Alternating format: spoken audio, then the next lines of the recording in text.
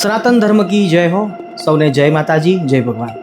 નવરાત્રિ નજીક આવી રહી છે અને નવરાત્રિ પહેલાં કેવી થતી હતી અને હવે કેવી થાય છે એના ઉપર થોડુંક આપણે ઊંડાણથી સમજવા માટે પ્રયત્ન કરીશ. હું બની શકે એટલું ઝડપી સમજાવવા માટે પ્રયત્ન કરીશ અને સાથે સાથે એના એક્ઝામ્પલ પણ સેટ કરીશ કે જે હાલ આપણને સોશિયલ મીડિયા દ્વારા મળી રહેતા હોય છે, જોવા મળતા હોય છે. સત્ય સનાતન ધર્મ કી જય હો. નવરાત્રિનો ઉત્સવ છે. પહેલાં જે નવરાત્રિ થતી હતી અને અત્યારની જે થાય છે એની અંદર આપણે કમ્પેરિઝન કરવાનું છે. તો પહેલાંની નવરાત્રિ જે થતી હતી એ દાંડિયા અને તાળીઓ સાથે નવરાત્રિ થતી હતી અને અત્યારની જે નવરાત્રિઓ હોય છે એ ફિલ્મી સ્ટેપ અને સાથે દાંડિયાની સાથે કરવામાં આવે છે.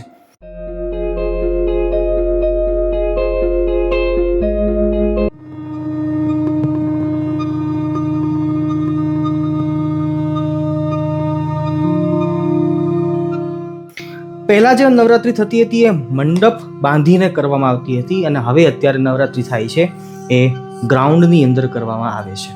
તમે ખુદ બુદ્ધિશાળી છો, સમજુ છો, સક્ષમ છો અને કદાચ મારા વાતના મર્મ સુધી તમે પહોંચી શકો એટલા તો સમર્થ હશો જ. સમજવા માટે પ્રયત્ન કરજો શા માટે આપણે આ ચર્ચા કરવી પડે છે. હું ફરીવાર કહું છું, બહુ નાનો સાધુ છું પણ સનાતન ધર્મની સેવા કરવાની મારી નેમ અને હેમ છે. એટલે કડવું કદાચ લાગે પણ સાચું છે એટલે નિડરતાથી કહી રહ્યો છું. હું કદાચ આ કહેવાની હિંમત ના કરત પણ મને એમ લાગે છે કે ધર્મના આગેવાનો, સનાતન ધર્મના જે વડીલો છે અથવા જે તે પરિવારો છે હિન્દુ ધર્મના, એ તમામ પરિવારના માતા પિતાઓ છે કદાચ એ આ વાતનું ધ્યાન નથી રાખતા. એના કારણે આપણી નવરાત્રિ દૂષિત થઈ રહી છે. આપણી જે 9 દિવસની માતાજીની ઉપાસના કરવાનો સમય છે એમને બસ કેવળ ને કેવળ નાચવા કૂદવા ઉપર જ ફોકસ કરવામાં આવે છે અને નવરાત્રિને પ્રદૂષિત કરવામાં આવે છે અને નવરાત્રિને ખરાબ રીતે રિપ્રેઝેન્ટ કરવામાં આવે છે. એનો મારો વિરોધ છે અને એના માટે હું કદાચ આ પ્રયત્ન કરી રહ્યો છું.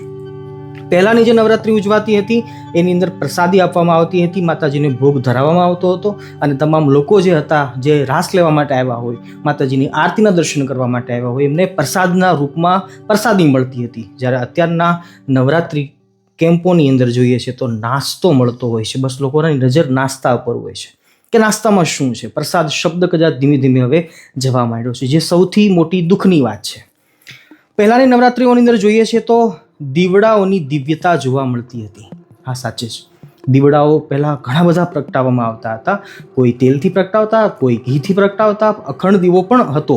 હાલાકી અત્યારે પણ અખંડ દીવો હોય છે પણ ફક્ત નામ માત્રનું હોય છે. ઝગમગાટ હોય છે પણ શેનો? તો કે લાઇટોનો ઝગમગાટ. જે પાર્ટી પ્લોટની અંદર વધારે લાઇટો મારેલી હશે એની ટિકિટો એટલી જ મોંઘી હશે અને વધારે લોકોને ત્યાં જવું ગમશે. કેમ? ફોટો સારો આવે એટલા માટે. ઇન્સ્ટા ઉપર મૂકી શકીએ, ફેસબુક ઉપર મૂકી શકીએ, બીજાને દેખાડો કરવા માટે કે અમે આ જગ્યા ઉપર વધારે લાઇટો હતી, વધારે ઝાકમઝોળ હતો અને એટલા માટે અમે ત્યાં ગયા હતા. ખેર છોડો, આગળ વધીએ છીએ. પહેલાંની જે નવરાત્રિ હતી એની અંદર ચોખ્ખું મન ઓનલી, બસ ચોખ્ખું મન હોય તો તમે નવરાત્રિમાં જઈ શકો છો. પણ ના, અત્યારની નવરાત્રિની અંદર શું જોઈએ તો કે એન્ટ્રી પાસ જોઈશે ભાઈ. 150 રૂપિયાનો, 200 રૂપિયાનો, 500 રૂપિયાનો, 1000 રૂપિયાનો. અરે 5,000 રૂપિયાના પાસ હોય છે. મેં તો ગયા વર્ષે એવું પણ સાંભળ્યું હતું કે 10,000 રૂપિયાનો એન્ટ્રી પાસ. અરે યાર, 10,000 રૂપિયા એટલે ક્યાં જાય? લોકો એ એન્ટ્રી પાસ ચૂકવી અને રાસ લેવા માટે જાય છે. રાસ લેવા, તમને શું લાગે રાસ લેવા માટે જતા હશે? ક્યારે છોડ, આપણે એના પર ચર્ચા નથી કરવી. પહેલાંની જે નવરાત્રિ હતી એની અંદર 4 ચોક ગામની વચ્ચે, શેરી કે મહોલ્લો હોય, શેરીના લોકો ભેગા થઈ અથવા ગામના લોકો ભેગા થઈ, ગામનો ચોક હોય ત્યાં રાસ લેતા હતા અને લોકો હેપી હતા, લોકોને સંતોષ હતો.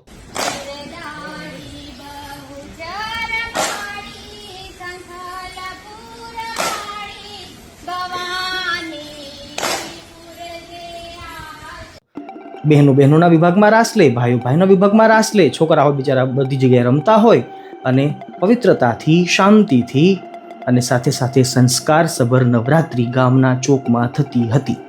અને અત્યારે જોઈએ છે તો એ જે 4 ચોક અને ગામની વચ્ચેની નવરાત્રિ હતી એ પાર્ટી પ્લોટની અંદર આવી ગઈ છે. સૌથી દુઃખદ ઘટના કહેવાય.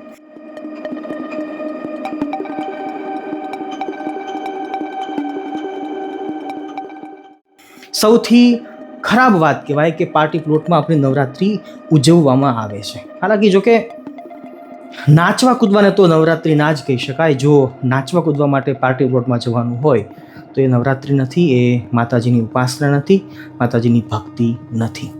આગળ વધતા જોઈએ તો પહેલાની નવરાત્રિની અંદર ભજન, કીર્તન અને લોકગીત ગવાતા હતા, જે બહુ જ આનંદની વાત કહેવાય.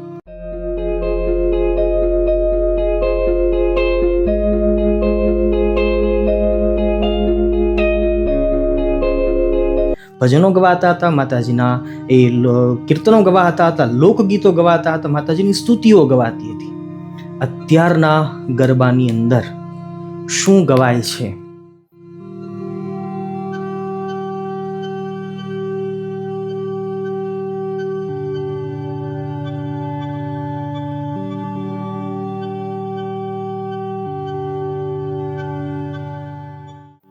હું એમ નથી કહેતો કે બધી જ જગ્યાએ ફિલ્મી સોંગ ગવાતા હશે, પણ મને ખ્યાલ છે ત્યાં સુધી, અને મેં થોડુંક રિસર્ચ કર્યું છે ત્યાં સુધી, સારા સારા કલાકારોને આપણે બોલાવીએ છીએ.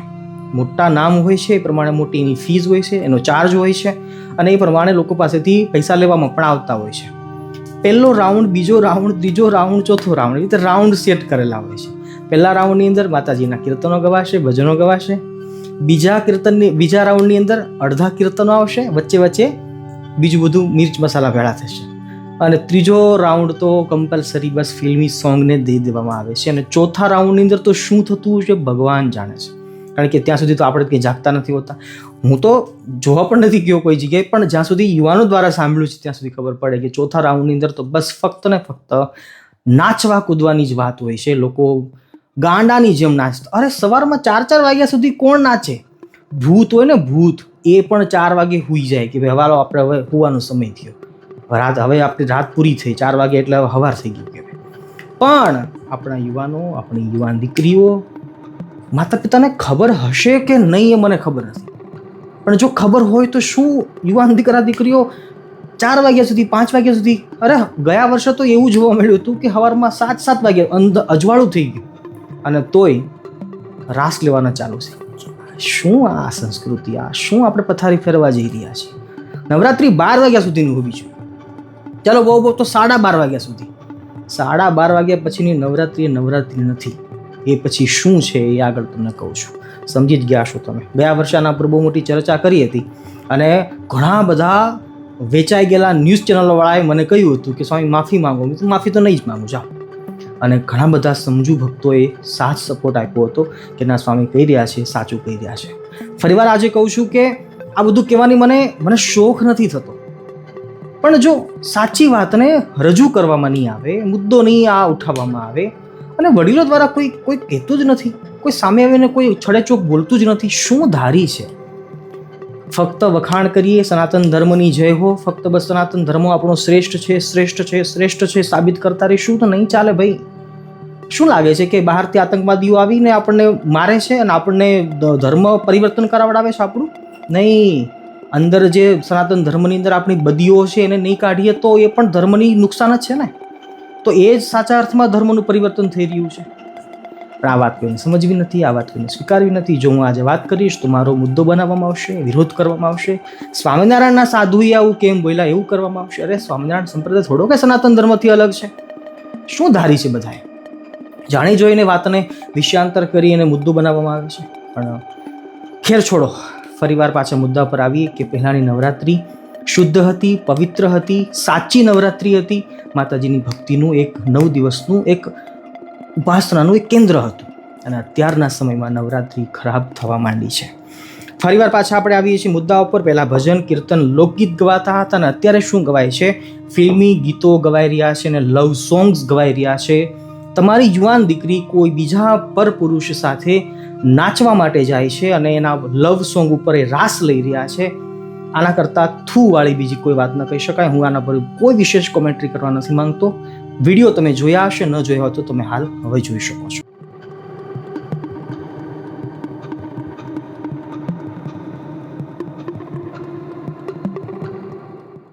વિડીયોમાં આગળ વધતા ફરીવાર પાછા મુદ્દા ઉપર આવીએ છીએ. પહેલાની નવરાત્રિની અંદર ઢોલનો ઢબુકાટ હતો. પહેલા આપણા વડીલો હતા એ ઢોલ વગાડી, મંજીરા વગાડી અને નવરાત્રિની શરૂઆત કરતા હતા અને તમામ લોકો રાસ લેતા હતા. ફરીવાર કહું છું કે બહેનોના વિભાગમાં રાસ લેતા, પુરુષોના વિભાગમાં રાસ લેતા. હાલના સમયમાં એવું જોવા મળતું નથી. પહેલા ઢોલનો મીઠો ઢબુકાટ હતો અને હવે બેન્ડ વાજાનો નરો ઘોંઘાટ, નરો નોઈસ અત્યારે જોવા મળે છે. 1 બેન્ડ, 2 બેન્ડ, 5 બેન્ડ, 5 બેન્ડ સાથે વગાડવામાં આવે છે અને એના ઉપર લોકો નાચતા હોય છે, રાસ લેતા હોય છે. પણ હવે એ આપણી બુદ્ધિ ઉપર આપણે વિચાર કરવાનો છે કે શું ખરેખર પહેલાં સારું હતું કે અત્યારે સારું છે. પહેલાંના સમયમાં માતાજીને રાજી કરવા માટે નવરાત્રિ થતી હતી, માતાજીની ઉપાસના કરવા માટે નવરાત્રિ થતી હતી, માતાજીને રાજી કરવા માટે અને માતાજીનું ભજન થાય, માતાજીનું ધ્યાન થાય, એની સ્તુતિ થાય, એના માટે નવરાત્રિ કરવામાં આવતી હતી. અને અત્યારના સમયમાં જોઈએ છે તો માતાજીને નહીં, પણ હું બોલીશ નહીં આ શબ્દ, તમે વાંચી લેજો, કદાચ અમુક છે એ માતાજીના નવરાત્રિને પ્રદૂષિત કરવા માટે, બીજા કોઈને રાજી કરવા માટે આ નવરાત્રિ કરતા હોય છે. પહેલાંની નવરાત્રિ જે હતી એની અંદર નવરાત્રિ છે ઉત્સવ હતો. સમજો વાતને, નવરાત્રિ એ ફેસ્ટિવલ છે, ઉત્સવ છે અને 9 દિવસ સુધી માતાજીની ઉપાસના કરવાનું કેન્દ્ર છે, જેની સાથે આપણી શ્રદ્ધાઓ જોડાયેલી છે. નવરાત્રિ એટલે બીજું કંઈ નથી, પણ નવરાત્રિ સાચા અર્થમાં શું છે? દરેક અલગ અલગ રાત્રિએ માતાજીના નવ દુર્ગાના 9 સ્વરૂપોની પૂજા કરવામાં આવે છે. પણ એ 9 સ્વરૂપો કયા, માતાજીના 9 રૂપ કયા, 9 દુર્ગા કોણ છે, શા માટે નવરાત્રિ ઉજવવામાં આવે છે, આ તમામ સત્ય અને સત્વ બધા ખોઈ બેઠા છે. કોઈ ભૂલી ગયા છે, કોઈને ખબર નથી, કોઈને જાણવું નથી, કોઈને ઈચ્છા નથી, કોઈને સમજાવવું જ નથી. અને એના કારણે નવરાત્રિ શા માટે ઉજવવામાં આવી રહી છે લોકો ભૂલી ગયા છે. તમને ઉપર આઈ બટન દેખાતું છે, એના ઉપર વિડીયો છે, એ તમે જોઈ શકો છો. શા માટે આપણે નવરાત્રિ ઉજવી રહ્યા છીએ, નવદુર્ગાના 9 રૂપો કયા છે એની વાત છે એની અંદર કરી છે. બહુ વિસ્તારથી વિડીયોમાં સમજાવ્યું છે, અવશ્ય વિડીયોને જોજો. પહેલાંના સમયની અંદર નવરાત્રિ એ ઉત્સવ હતો, પણ અત્યારના સમયમાં નવરાત્રિ એ શું છે? અહીંયા હું આગળનો શબ્દ લખતો નથી, ફક્ત વરાત્રિ લખું છું. આગળ તમે જોઈ લેજો, તમારી રીતે તમે શબ્દ મૂકી દેશો. પણ ફંક્શન થાય છે, લોકમેળો કહેવાય છે, એ વાત તો સાચી છે. હવેની નવરાત્રિ કેટલી દૂષિત થઈ ગઈ છે હવે તમારે વિચારવાનું છે.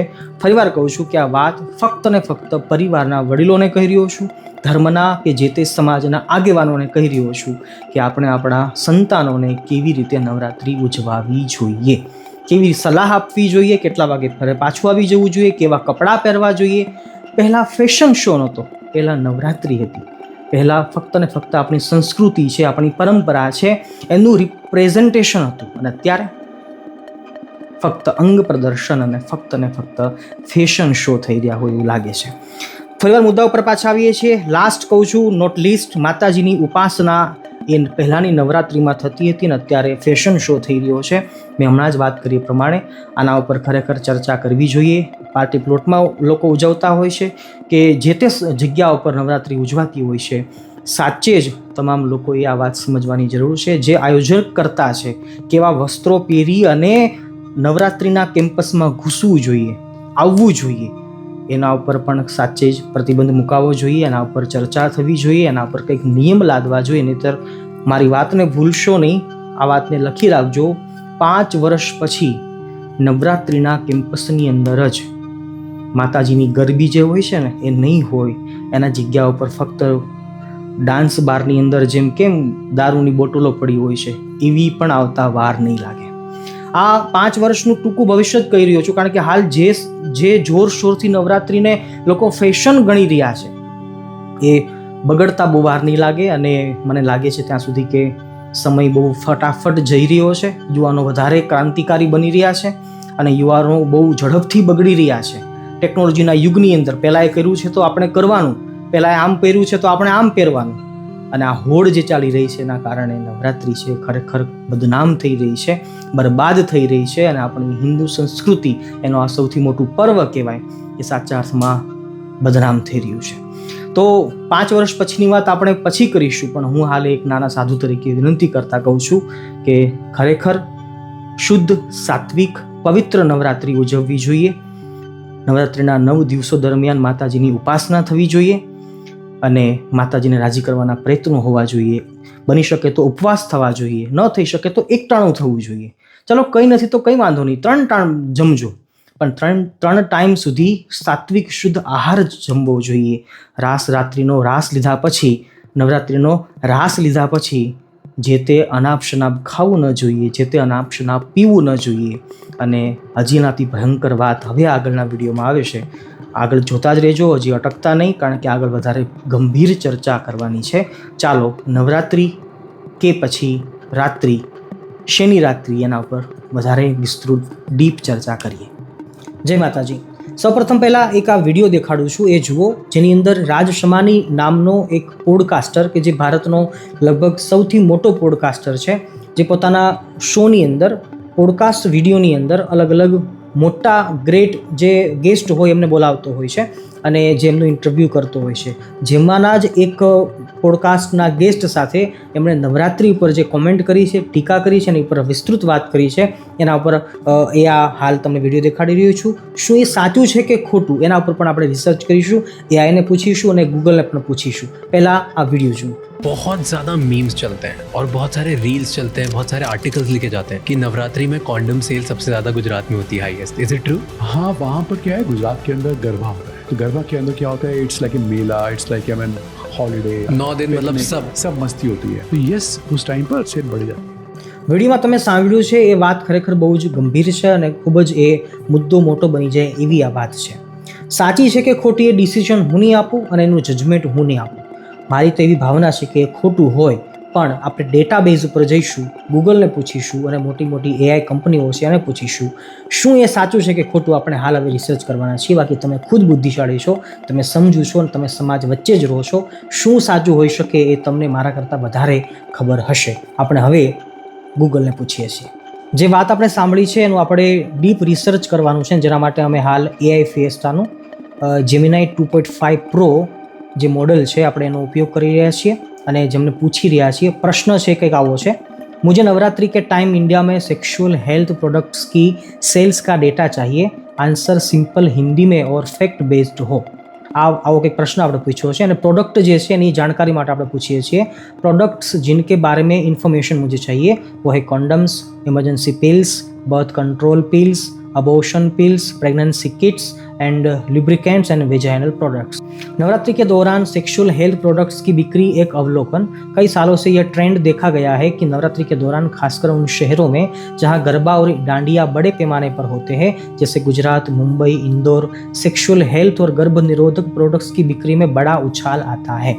प्रोडक्ट के अनुसार बिक्री का डेटा. यहाँ आपके द्वारा पूछे गए हर प्रोडक्ट की बिक्री का विश्लेषण दिया गया है. कंडम्स ट्रेंड, बिक्री में भारी बढ़ोतरी होती है. आंकड़े. न्यूज़ रिपोर्ट्स के अनुसार नवरात्रि के 9 दिनों में कंडम की बिक्री में 25% से लेकर 50% तक उछाल देखा जाता है. આનો સોર્સ જે કયો છે તો કે the times of India, India today जैसी कई न्यूज़ वेबसाइट्स ने रिपोर्ट किया है कि गुजरात के शहरों जैसे अहमदाबाद, सूरत, वडोदरा में केमिस्ट कंडम की बिक्री में 30-35% की बढ़ोतरी रिपोर्ट करते हैं. स्नैपडील जैसे ई कॉमर्स प्लेटफॉर्म ने भी पहले बताया है कि नवरात्रि के दौरान टीयर 2 शहरों से कंडम के ऑर्डर काफ़ी बढ़ जाते हैं. इमरजेंसी पिल्स जैसे आई पिल, कंडम से भी ज़्यादा तेज बढ़ोतरी देखी जाती है. आंकड़े फार्मेसी और केमिस्ट एसोसिएशन के अनुसार इमरजेंसी गर्भ निरोधक गोलियों ECPS की बिक्री में 50 से 17% तक की वृद्धि होती है. गर्भ निरोधक गोलियां, इनकी बिक्री में भी बढ़ोतरी होती है, लेकिन इमरजेंसी पिल्स जितनी नहीं. आंकड़े. सामान्य गर्भ निरोधक गोलियों की बिक्री में लगभग 20 से 30% की बढ़ोतरी का अनुमान है. હવે આ બધું જે એણે કીધું છે એ સાચું છે કે ખોટું એ તમારે માનવાનું. प्रेगनेंसी किट्स ट्रेंड, इनकी बिक्री नवरात्रि के बाद के हफ्तों में तेजी से बढ़ती है. आंकड़े. रिपोर्ट्स के मुताबिक नवरात्रि खत्म होने के 15-20 दिन बाद प्रेगनेंसी टेस्ट किट्स की बिक्री में 30% से 50% तक का उछाल आता है. હવે अभी फार्मासिस्ट और केमिस्ट एसोसिएशन के द्वारा दी जाती है. ओहो.